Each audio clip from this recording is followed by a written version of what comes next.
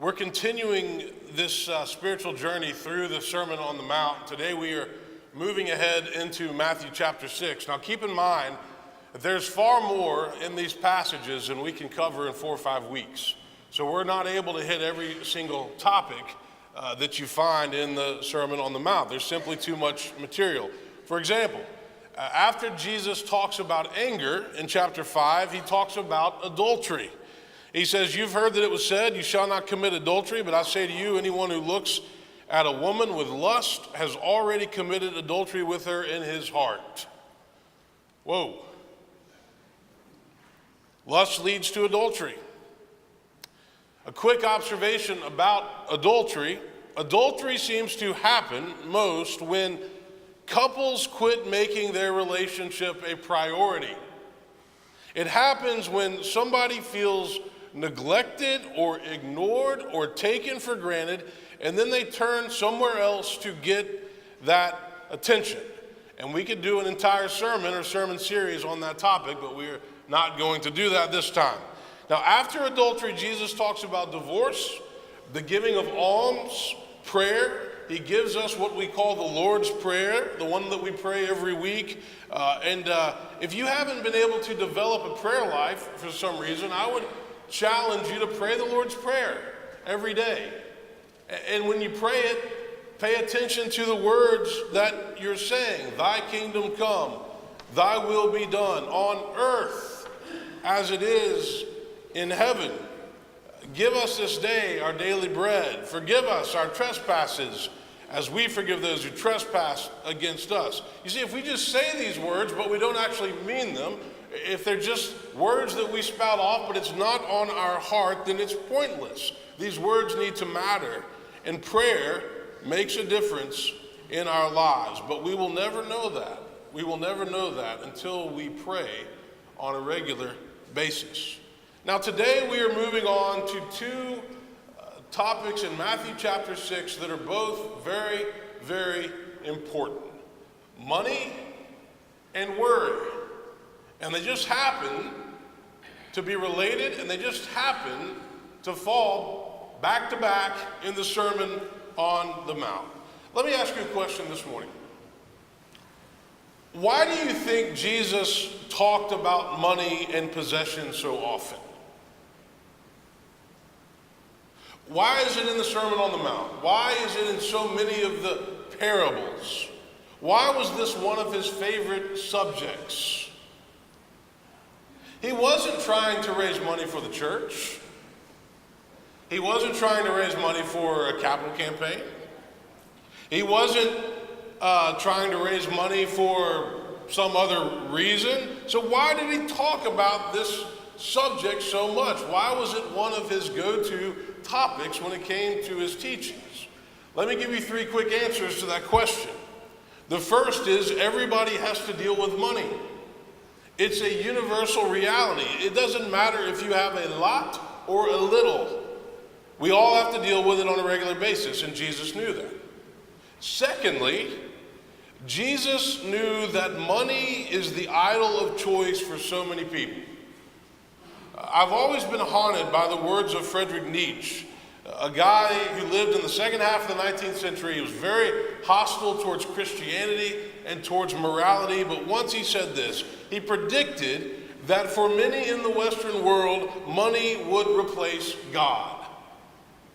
And if you look around in the culture, you would have to agree and say he's right when it pertains to many people.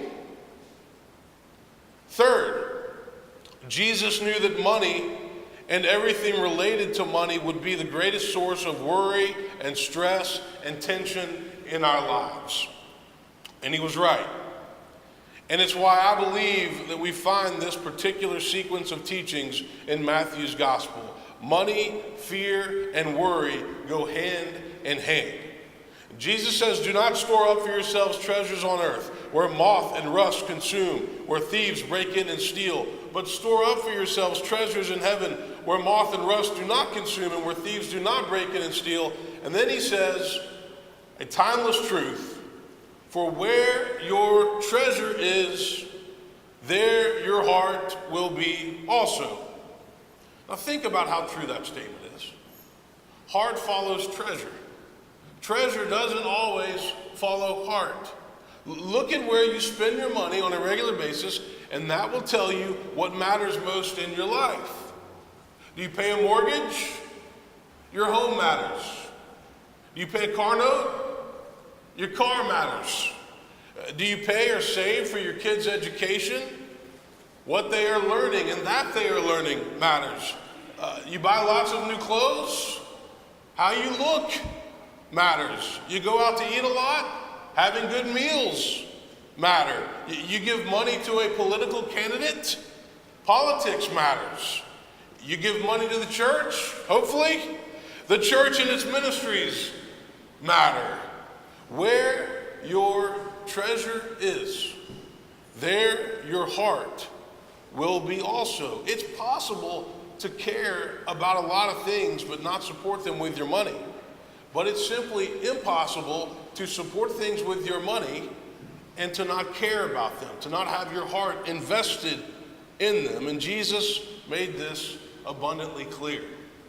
Now, let's talk about worry. Jesus says, don't worry about your life.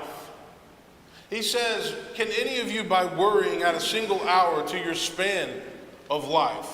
Why do we worry so much? Why do we spend so much of our time and energy worrying about things, many of the things of which we cannot control? I read a fascinating piece a number of years ago in Psychology Today that answered this question, why do we worry? I think it answers it succinctly. This author said this: we fear the future, the unknown. We worry about what will happen to us, our family, our spouse, our business, our money, our home, our possessions, our country, the world. We live in a universe which is inherently unpredictable, dangerous, and deadly. Indeed, anxiety can be understood as an acute or subliminal awareness of life's insecurity and the ever-present possibility and absolute inevitability of death. And so much of what we worry about has to do with losing what we have: our health, our happiness, love, wealth, power, status, wisdom, freedom, independence, support, vitality, and ultimately life itself. Existential anxiety, this person said, is a recognition, either conscious or unconscious, that life is finite, existence is tenuous, and that all or what little we have can be taken from us at any given moment. And so that's why we worry. But we know it's not healthy. We know that it accomplishes very little. So the question has always been, what can we do to stop worrying, or at least what can we do to reduce our level of worrying? Because all of us, I think, this morning would agree that worry is exhausting, it's tiring, and according to Jesus, it's pointless.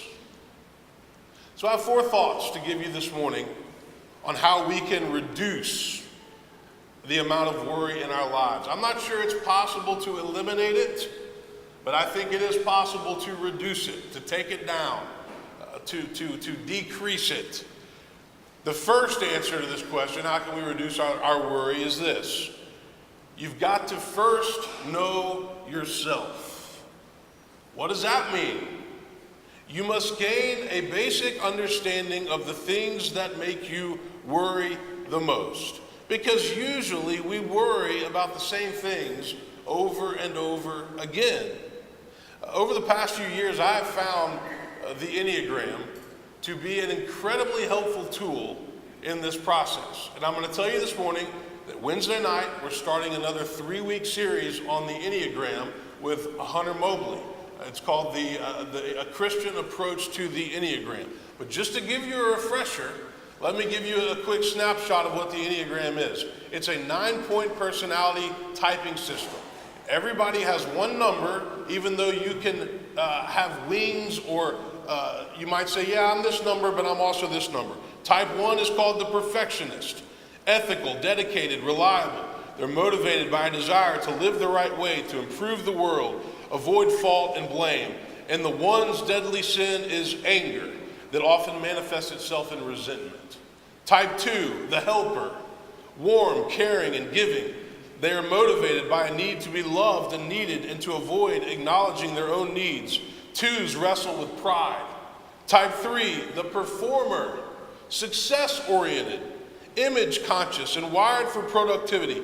They are motivated by a need to be or to appear to be successful and to avoid failure. They crave achievement and success. Their deadly sin is deceit, not deceit of others, but deceit of themselves, that they are what they accomplish. There's an insert in your bulletin this morning if you want to follow this a little bit. Type 4, the romantic, creative, sensitive, and moody. They're motivated by a need to be understood, to experience their oversized feelings, and to avoid being ordinary. Their deadly sin is envy. Type 5, the investigator, analytical, detached, and private. They're motivated by a need to gain knowledge, to conserve energy, and to avoid relying on others. Their deadly sin is avarice. Type 6, the loyalist, worst case scenario thinkers who are always motivated by fear and a need for security. 6s need to hear this sermon this morning. Their deadly sin is fear. Type 7, the enthusiast, fun, spontaneous, adventurous, motivated by a need to be happy, to plan stimulating experiences. Their deadly sin is gluttony. They devour and consume positive experiences. Type 8, the challenger, commanding, intense, and confrontational. We are motivated by a need to be strong and to avoid feeling weak or vulnerable. And 8s are often known to be leaders, but we live life with high intensity, and our deadly sin is lust for control. And 9s are peacemakers, pleasant, laid back, accommodating, motivated by a need to keep the peace, merge with others, and avoid conflict, and their deadly sin is sloth. Now, here's what I promise you about the Enneagram. If you take the time to try to figure out what your number is, I promise you it will, 1, give you a better understanding of yourself, and 2, help you understand the things that you need to work on as it pertains to your spiritual life and to your spiritual journey.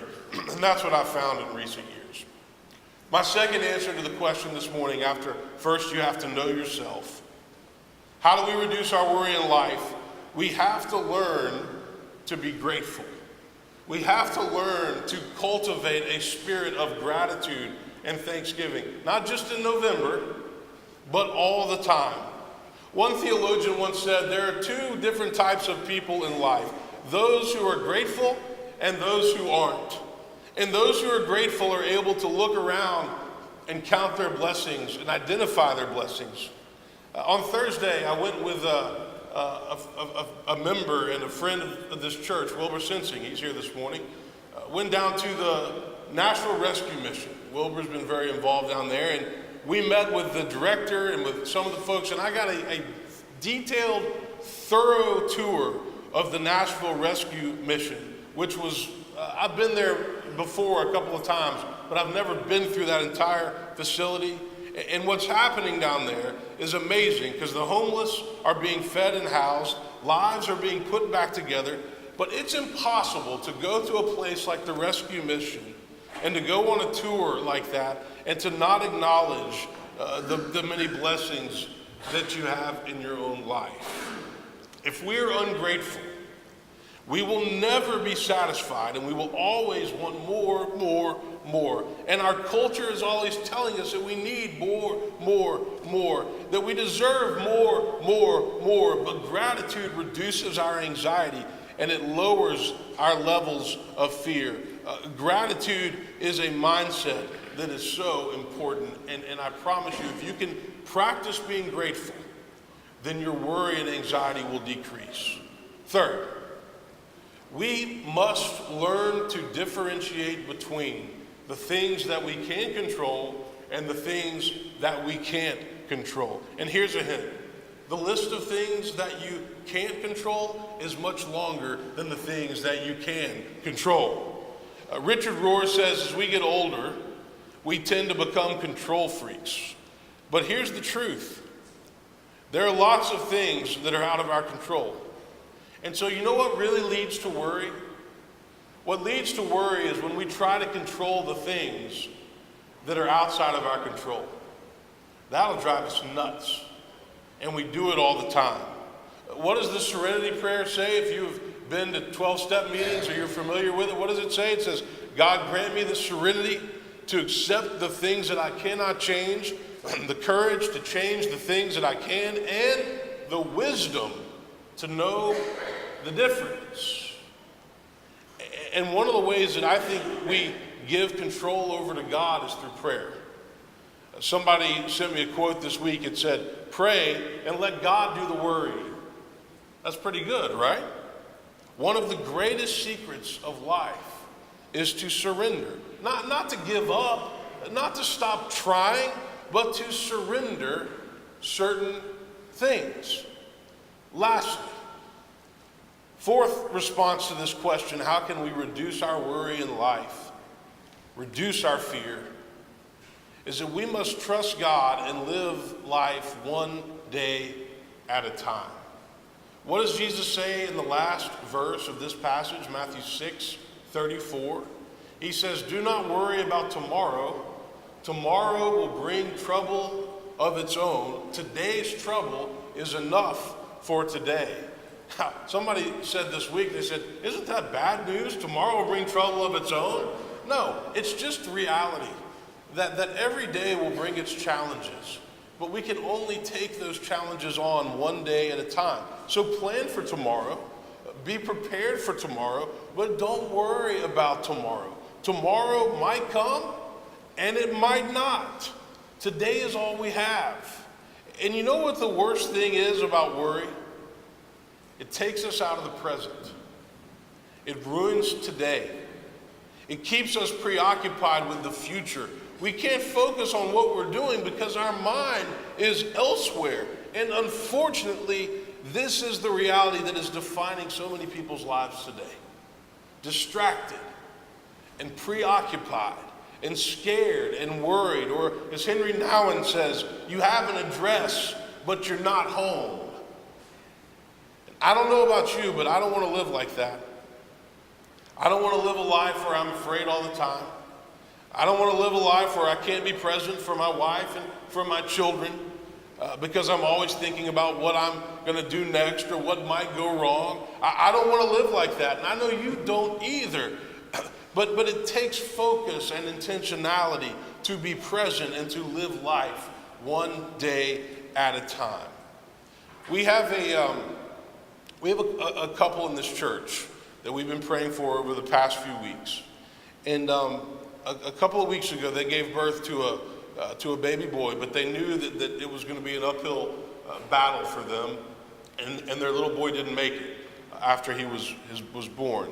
But Sarah Kate and Chip Hooper wrote something, and Sarah Kate asked me to share it. They had a service. Donovan did a service yesterday out at Mount Olivet for their son Pierce. But this is what Sarah Kate wanted to share. She said, to our Woodmont family, first I want to say that I love you all.